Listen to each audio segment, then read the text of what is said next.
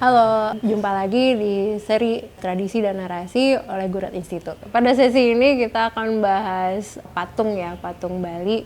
Sebenarnya sih patungnya jatuhnya modern ya, tapi masih tetap menggunakan unsur-unsur yang kita ketahui sebagai unsur-unsur tradisi Bali. Jadi apa itu?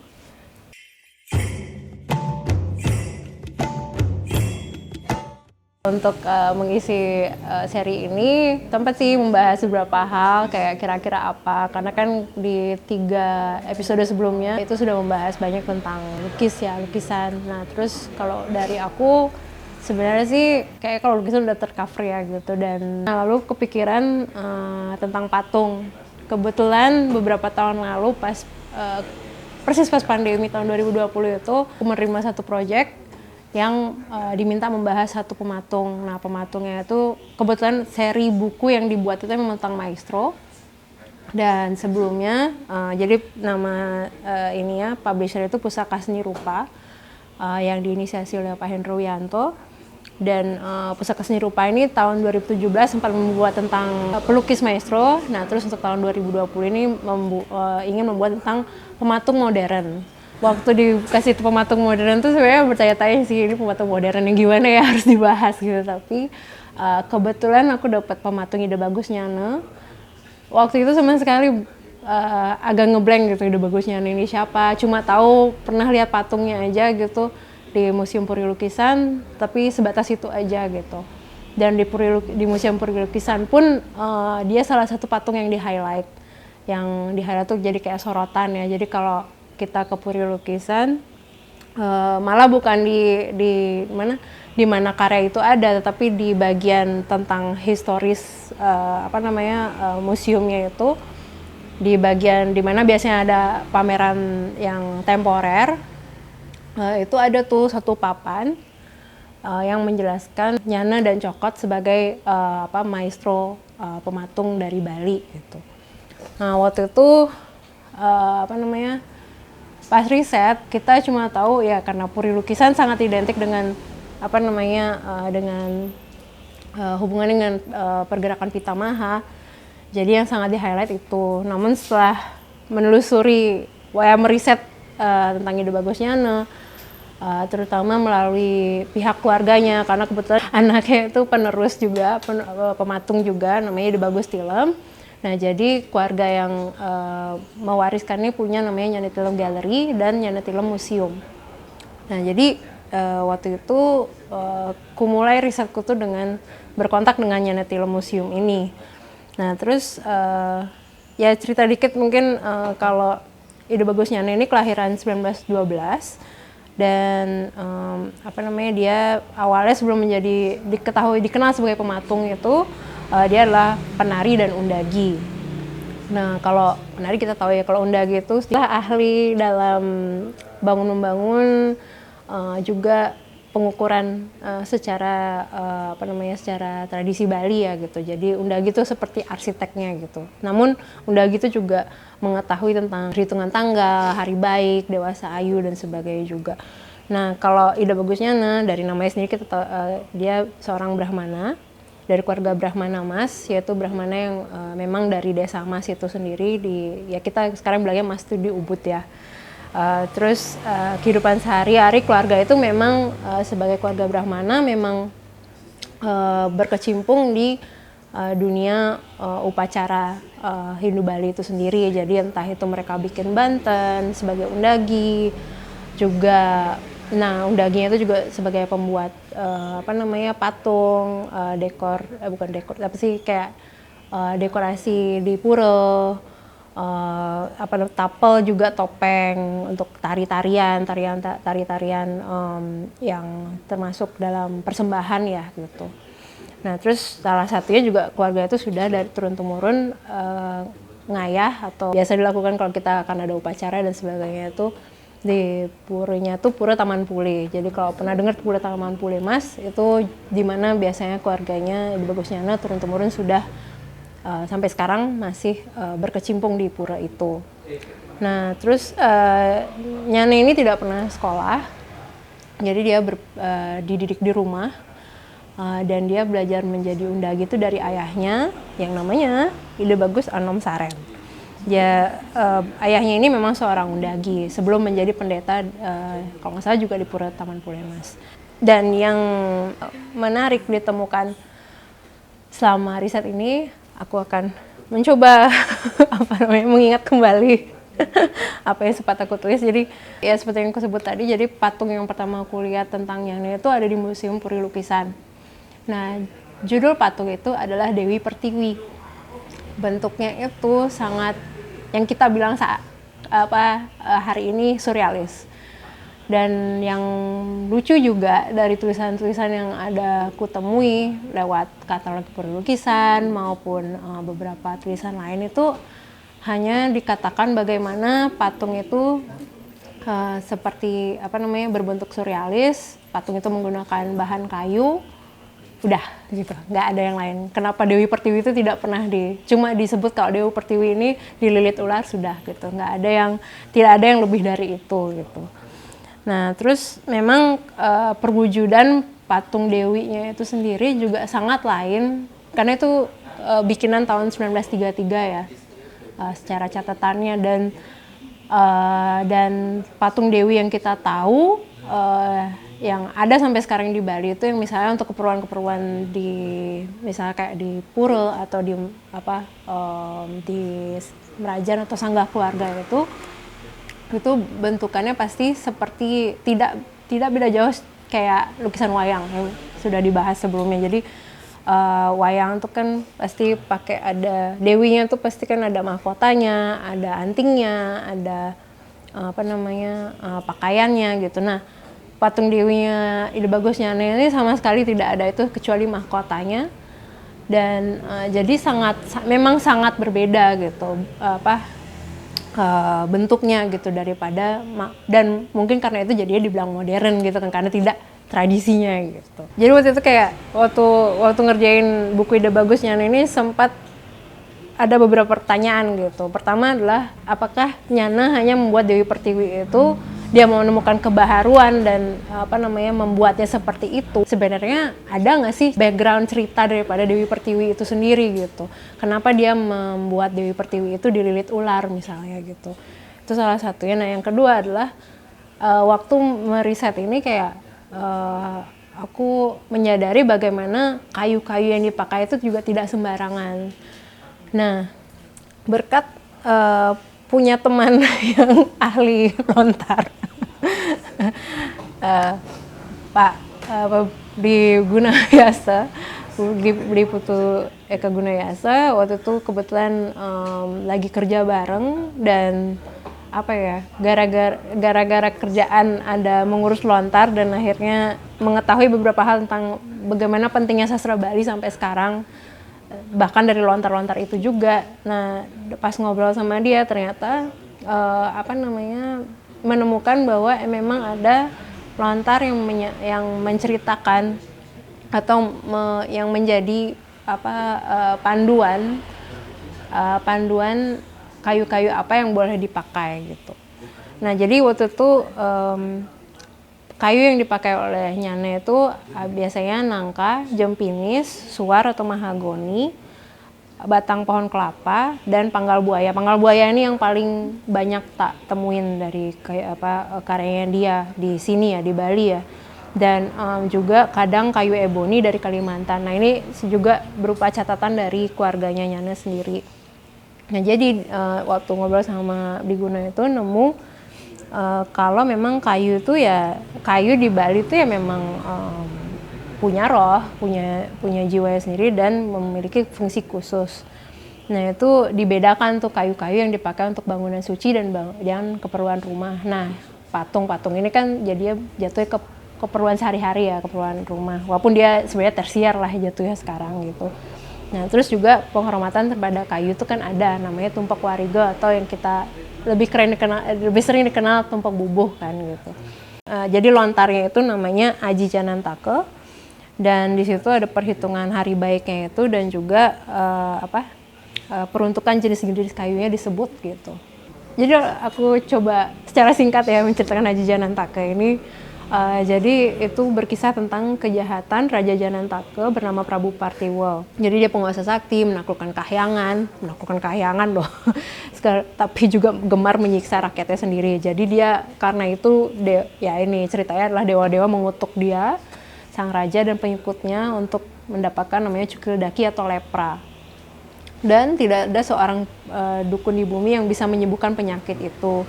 Nah, suatu ketika ada seorang empu namanya Empu Witadharma yang berhasil mengalahkan penyakit ini gitu.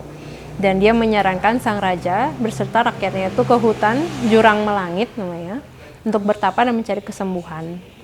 Nah, mereka bersemadi selama 37 hari. Mereka semua mati, membusuk dan tumbuh menjadi pepohonan. Nah, namun pohon-pohon itu sangat merana dan pokoknya pohon itu tidak tumbuh dengan subur lah, pohon-pohon ini. Terus empu ini kembali lagi, Empu Witadharma ini lalu meruat pohon-pohon itu dengan air suci atau tirta, tetapi tumbuh-tumbuhan itu tidak kembali menjadi manusia lagi sebelum tugas-tugas mereka di bumi selesai sampai manusia sampai manusia tidak membutuhkannya lagi. Penonton itu menceritakan wejangan Empu Witadharma itu mengenai jenis-jenis dan peruntukan kayu itu. Nah, kayu nangka adalah perwujudan Prabu Partiwa, kayu jati adalah patih-patihnya, sedangkan kayu tangi melambangkan para penasehatnya. Lalu dan mereka semua pernah terserang cukil daki. Oleh karena itu, mereka tidak boleh dipakai untuk bangunan suci gitu. Nah, jadi makanya kayu-kayu yang berbau harum itu seperti cendana, cempaka itu boleh dimanfaatkan untuk bangunan suci itu. Jadi ini cerita yang cukup menarik kayak gitu. Ternyata ada loh ceritanya kenapa aturan kayu-kayu yang dipakai di Bali itu sendiri bagaimana dan sebagainya. Jadi itu salah satu hal yang kutemui, ternyata ya kita punya alasan sampai sekarang kenapa kita tidak sembarang memakai kayu misalnya. Bahkan dalam membuat patung yang dibilang itu karya indah lah dan sebagainya, seorang Ida Bagusnyana itu juga memperhitungkan gitu. Nah, yang lainnya itu juga adalah bagaimana Ida Bagusnyana ini berkarya tidak sembarang waktu juga gitu. Memang kalau misalnya untuk patung-patung yang dipakai untuk keperluan itu udah bangunan suci atau upacara, itu kan pasti kalau kita di sini bilangnya kita pasti nyari dewasa ayunya gitu, hari baiknya tuh kapan. Namun kalau menurut cerita cucunya yang sekaligus juga direkturnya Natila Museum namanya Ida Bagus Alit Suryadi, dia juga menceritakan bagaimana kakeknya ini juga memperhitungkan hari baik untuk membuat patung-patung yang walaupun itu untuk kebutuhan kesenian ya, bisa kita bilang begitu ya gitu. Itu Nyana kan seorang penari. Jadi dia melihat bagaimana seniman yang punya latar belakang menari ini tahu betul dalam menghayati bentuk gitu. Jadi itu salah satu faktor yang menarik juga ya, bagaimana yang ku ketahui juga itu Nyana tuh dulu yaitu dari cukup muda itu sudah ikut juga dalam tari topeng wayang wongnya Pura Taman Pule yang di Mas itu. Jadi kalau Pura Taman Puli itu lagi odalannya itu di hari Kuningan, itu selalu punya pertunjukan wayang wong. Dan topeng-topengnya itu semua udah dari lama gitu. Jadi sangat sangat menarik mengetahui ya adanya kesinambungan itu ya gitu. Bagaimana Nyana berkarya dan juga involve di komunitinya, maksudnya ikut di komunitasnya juga dan dari sejak muda gitu. Kembali lagi ngomongin tentang walaupun Nyana berkarya secara modern di bikin patung ini, tapi ada semacam dua dunia penciptaan Nyana ini gitu. Karena di saat yang sama dia berinovasi dengan patung-patungnya ini dan dilihat sebagai maestro, namun di saat yang sama dia tetap ikut di dalam komunitasnya itu gitu. Jadi dia sembari dia sudah selain dia pernah ikut lomba, kalau nggak salah lomba saat zaman koloni gitu. Nah itu di saat dia mulai kayak lebih pede gitu, dia bisa menjadi pematung. Tapi di saat yang sama dia tidak melupakan kewajibannya di Pura Taman Puli terutama ya. Karena yang menarik saat menulis ini sempat ditanyakan kenapa tidak menyambungkannya ke Pitamaha sebagai pergerakan, dan memang itu pergerakan yang menjadi semacam ya pasarnya Nyana ya, pembentukan pasarnya Nyana sebagai pembuat patung dan menjual patungnya gitu. Dan selain Pitamaha sebenarnya juga patung-patung itu juga sempat dijual di Denpasar, karena di Denpasar saat itu kan dan Sanur terutama kan itu tempat marketnya ya, semacam toko-toko yang menjual karya-karya seni itu kan di sana gitu pada zamannya. Dan kalau yang dilihat tuh, kalau di Nyana ini jadinya kayak waktu meriset tentang Nyana ini melihat bagaimana kayak semacam kayak memori kolektif seorang orang Bali ya, dan bagaimana perupa-perupa Bali saat itu tuh banyak juga ya mereka kenapa mereka akhirnya jadi pematung itu karena keluarganya misalnya pematung ya. Dalam hal ini kan Nyana memang belajar dari bapaknya, dan itu juga terjadi di beberapa tempat gitu, entah mereka memang keluarganya atau mereka belajar dari siapa gitu. Jadi kayak pergerakan memori-memori ini dan pembuat berkarya itu memang ada gitu, ada apa adanya gitu. Jadi memang kayak bukan dibuat karena situasi, karena kan ada kadang ada beberapa penulisan tiba-tiba Bali menjadi modern gitu karena adanya pengaruh-pengaruh luar. Tapi sepertinya sih kalau tulis ini tidak begitu gitu. Mungkin memang, tapi di saat yang sama sebenarnya kita tidak melupakan ya, setidaknya lewat perjalanannya ini aku melihat kita tidak melupakan sisi komunalnya itu. Jadi keduanya itu berjalan gitu loh, dia tidak terpisah, mereka bareng berjalan. Kembali ke patung Dewi Pertiwi itu ya, yang tahun 1933 itu. Nah, sempat ngobrol sama Briguna ini, dan ternyata karena penasaran banget nih, masa sih Dewi Pertiwi ini cuma dibuat begitu saja gitu. Nah, ternyata kemungkinan besar itu mungkin bersumber dari sebuah kakawin, yaitu kakawin Rama Tantra namanya. Itu bagian dari Ramayana. Akhirnya aku menemukan sebuah patung Dewi Pertiwi lagi yang dibuat Nyana di tahun 1968. Jadi bentuknya udah sangat berbeda dari 1933, tuh sudah kayunya tuh lebih besar, bentuk patungnya lebih besar, dan ternyata menjadi koleksi di Taman Budaya sekarang, di Art Center. Kenapa bisa di situ? Karena memang waktu itu ada pameran besar di tahun 70-80-an di mana Nyana ikut dan banyak seniman juga ikut. Nah, akhirnya itu menjadi koleksinya Taman Budaya gitu. Dan ya benar-benar nggak sengaja nemu ternyata ada patung ini juga dari beberapa buku yang aku buka lagi. Dan waktu telusuri ya ternyata ya kalau dari ceritanya sepertinya dari kakawin Bomantake, karena ada wujud babi yang dimana itu wujudnya Wisnu waktu bertemu dengan Pertiwi di bumi gitu. Bisa dilihat kalau walaupun karya-karya ini modern, tapi tidak jauh dari khazanah sastra Bali kunonya ya gitu. Jadi aku rasa dengan Nyana, seorang keluarga Brahmana, punya akses-akses ke sastra-sastra ini kan pasti, dan sepertinya dia banyak belajar dari situ dan merefleksikan cerita-cerita itu gitu. Ya sama risetnya juga aku juga mencari, kebetulan bertemu dengan Ide Bagus Gede Putus Utama. Dia adalah seniman senior di Sanur.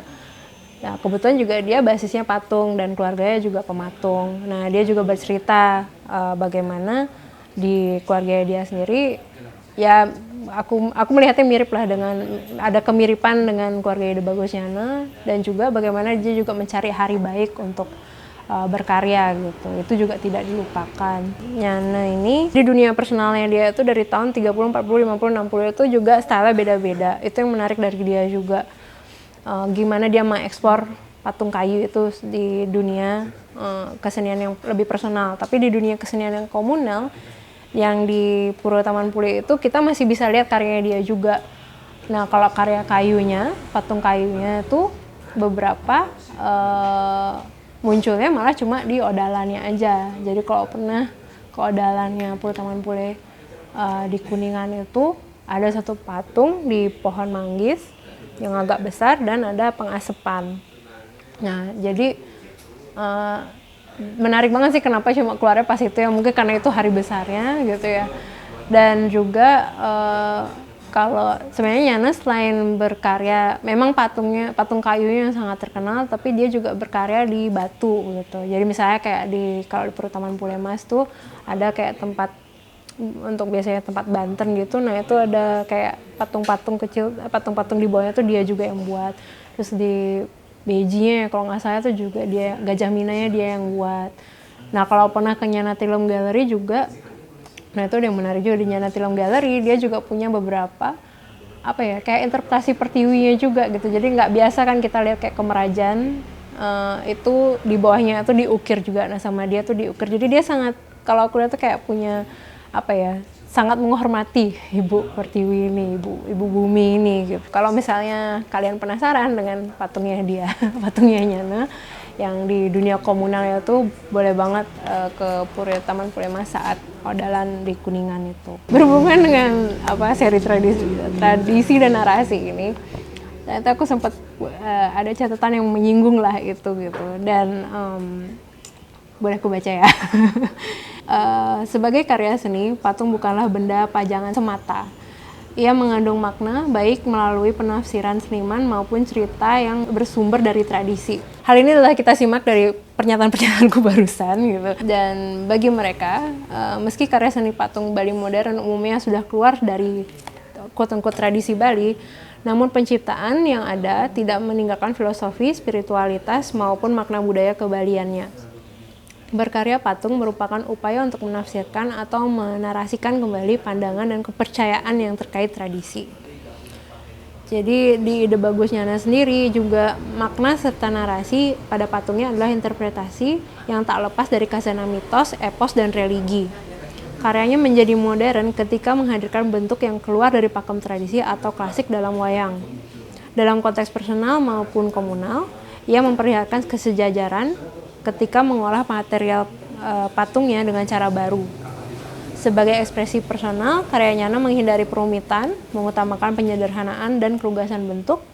Pada lingkup komunal, ia pun menerapkan pandangan yang sama, namun tetap menerapkan unsur-unsur warna seperti layaknya patung tradisi Bali.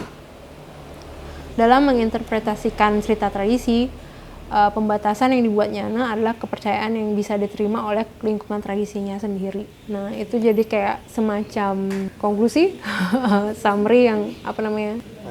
Rangkuman.